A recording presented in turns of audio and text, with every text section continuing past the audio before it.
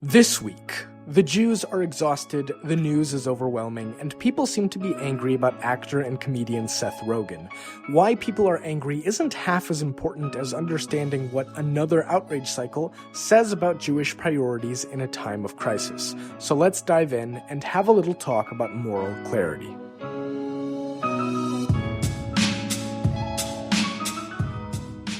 I'm Lev Gringaus, and welcome to The Jews Are Tired, your podcast about Jewish news.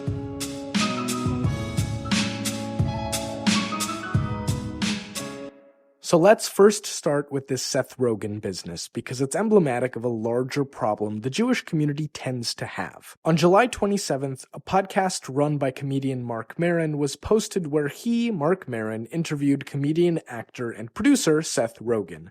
Now, I'm repeating Maron's name here because I had never heard of him before this, and I have no idea how many other people are familiar with him. Anyway, Rogen has a new movie coming out on Thursday, August 6th, on the streaming service HBO Max called An American Pickle, where he plays a Jew from Eastern Europe in New York City who gets preserved in a pickle factory in the early 1900s, who then wakes up 100 years later, meets up with his great-grandson, and learns about modern Judaism in the world, and it's a heartwarming story about intergenerational Jewishness. Rogen, naturally, is doing the podcast and interview circuits right now to advertise An American Pickle. Both Maron and Rogen are Jewish, so the podcast episode went into, Jewish day school, anti-Semitism, marrying Jewish, that kind of thing. And it sparked some interesting, if strange, bits like Rogen talking about dating non-Jews and saying, quote, "I found myself being a real novelty to some of the non-Jewish women I dated, like they had never been around a funny person before in their entire life. I'm no funnier than your average Jewish person's uncle is," end quote. Which, okay. But things also took a turn to the controversial, with Israel being brought up. And I just want to give you the level of context I feel most people were given by reading Rogen's comments in text on Twitter or in news articles, rather than by listening to Maron's podcast itself. About Israel being a Jewish state, Rogen said, quote, "If it is for truly the preservation of the Jewish people, it makes no sense because, again, you don't keep something you're trying to preserve all in one place, especially when that place is proven to be pretty volatile," end quote. And then came this throwaway line about Jewish education, quote, "I also think that as a Jewish person, I was fed a huge amount of lies about Israel my entire life. They never tell you that, oh, by the way, there were people there. They make it seem like it was just sitting there like the doors effing open," end quote. Just a note, Rogen actually used the F word there. So, look, if you want the full context of the Rogen conversation, turn off this podcast, look up Maron's podcast, and listen to the interview yourself. I'm not here to discuss the actual interview. I'm sure it was a lot of fun. What I'm here to do is sigh and ugh and oi about how a lot of Jews and Jewish news reacted to this. A lot of people seeing Rogen's comments instantly became defensive, like, "What do you mean saying Israel makes no sense? And what do you mean you were fed a huge amount of lies about Israel?" It wasn't hard to make it sound like, out of context, Rogen was just being anti-Israel. And it turned into a typical kind of outrage, with a lot of people going, "Oh, I don't care what stupid Hollywood dude Seth Rogen thinks," and then those same people posting a lot about Seth Rogen and what he said.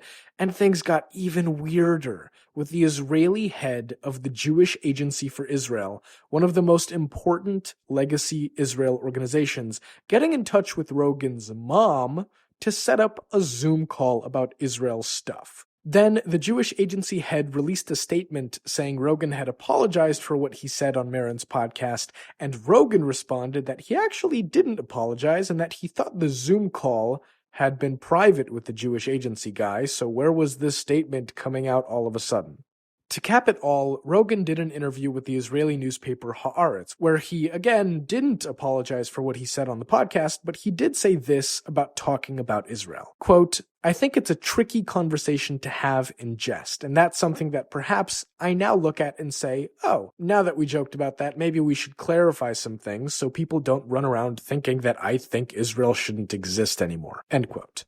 Rogen explained that his parents met in Israel, that he's been to Israel a bunch of times, basically that he's not this anti-Israel Jew that a bunch of people decided to make him out to be based on some throwaway podcast comments. Now, there's a larger conversation, and a really important one actually, to be had about the Israel education lots of North American Jews grow up with. And I say North American here because Rogan grew up going to Jewish day school in Canada, not the US. And there's even a conversation to have about how and when Jews can or should joke about Israel, and how, in my experience, most of the darkest Israel and even Holocaust jokes come from Israelis, not North American Jews. But to be fair, they also don't go on podcasts and make those jokes publicly. But that's not the conversation I want to narrow in on here. I just spent, by this point, 7 minutes describing this whole Rogan thing? And truthfully, let's call it out. It was really stupid that I just did so. About as stupid as it was for everyone to get up in arms in the first place. Because here's kind of, a common cycle that happens in the Jewish world. News is going on, some important, some not important, and some people somewhere are yelling about some of it. Then someone will say something about Israel, and all of a sudden it feels like a lot more people are yelling about it than we're yelling about all of the other stuff happening. I mean, just think about it for a moment. Seth Rogen goes on a podcast hosted by another Jew, and two comedians have at it about a bunch of Jewish stuff, including Israel. Do you really expect nuance, particularly from the guy who pissed off North Korea in 2014 by making a bad comedy movie about Kim Jong-un and then got Sony Pictures hacked as a result? Big deal. Seth Rogen said some stuff. But then the head of a major legacy Israel-related nonprofit organization contacts his mother, and there's press coverage and people are posting about it, and I see influential pro-Israel activists with tens of thousands of followers making videos about it. Fine, okay, it only took up communal bandwidth for maybe a few days, but this is a recurring pattern and a recurring problem. And here's where I want to run through some of the much more important and relevant news that should be getting more communal bandwidth over the past couple of weeks. The first thing I want to get to is there's a Jewish woman, Nelly Portillo, currently in detention in Texas and about to be deported. She is an undocumented immigrant who came to the U.S. in 1993 at the age of 8, and even though she's eligible to stay in the U.S. legally under the Deferred Action for Childhood Arrival, or DACA policy originally enacted under Obama, she has apparently not been allowed to go through the process of applying for DACA. On top of this, Nelly is a cancer survivor. She's got food allergies and she keeps kosher, but Immigration and Customs Enforcement is apparently refusing her kosher food, and God only knows what conditions she is being kept in or her risk of COVID-19 while in detention. Did people go crazy posting about her? Okay, some Twitter people, activists, Jews, fine. But for the most part, we chatted about Seth Rogen for a few days. Any pro-Israel activists want to step up and make videos about Nelly? I haven't seen any. By the way, if you want to know how to help Nelly, there's a link in the podcast notes to a Twitter thread where a Texas immigration organization walked through what's going on. On to another piece of Jewish news that we're either all so desensitized to or just don't know what to do with anymore. There's been a curious case of some Republicans in Minnesota over the past 3 weeks making comparisons between a state mask mandate to keep people safe from COVID-19 and Nazis putting yellow stars on Jews. July 21st, St. Cloud Council member Paul Brandmeier said, quote, "If we can mandate masks, then certainly we can mandate that COVID-positive people wear some sort of identification badge, maybe like a bright yellow star or something pinned to their lapel," end quote.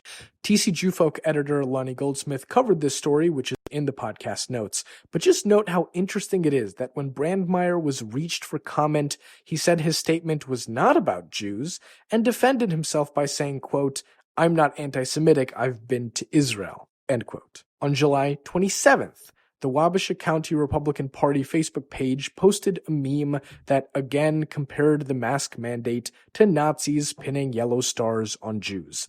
To add insult to injury, the Minnesota Republican Party chair, when first doing the damage control for all of this, released a statement that the Facebook page had been hacked. Oh, and then it ended up that they actually hadn't been hacked, but that a board member had posted the offensive meme. The board member then resigned, but seriously? Blaming a hack right off of the bat? Get right out of here. What a way to buy time to avoid responsibility. And then you've got a Republican-endorsed candidate for Minnesota State House Representative who posted last week on her personal Facebook page a meme comparing government authority to Nazis, literally going from an image of a Nazi officer checking someone's paperwork to a photo of a Holocaust mass grave.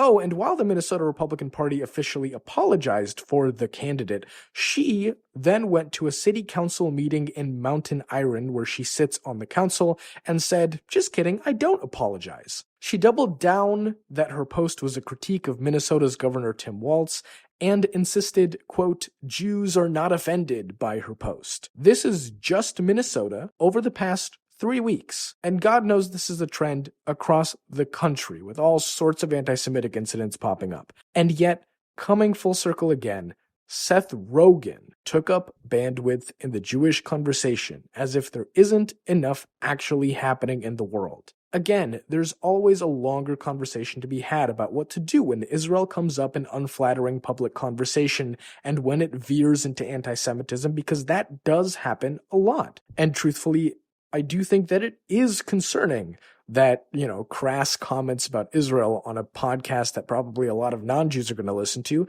that's not so great. But we have got to be better as a community, knowing where to place our outrage. Seth Rogen really wasn't it, in case that isn't clear enough by how annoyed I sound right now. On one last serious note for this episode, I would love to be able to give a rundown on the high-profile Democratic primary coming up for Minnesota's 5th district that will decide who is running to be the congressional House representative for the area. The incumbent is Representative Ilhan Omar, who has, to put it mildly, rubbed a lot of Jews the wrong way over the past few years, so it is definitely of interest to the community. But to be honest, this is one of the pieces of local Jewish news I haven't really been following. There's just so much happening.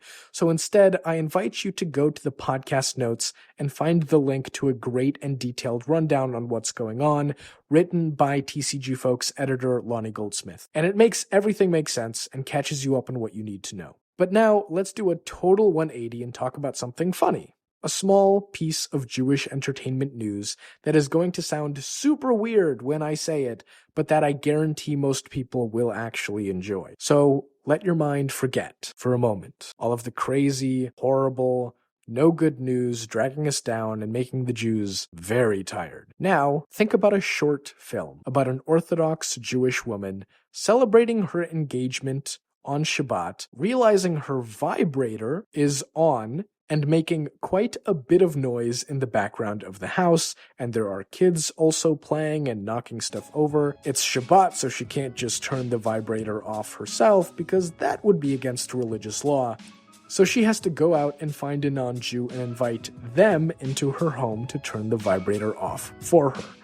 Trust me, it is worth the watch because it is funny and simple and humanizing. Often, non-Orthodox Jews look at Orthodox Jews like aliens and vice versa to some extent. But this is just a very basic human kind of short film, and God knows we all need a laugh. So, link is in the podcast notes, and I hope you take the time to click on it.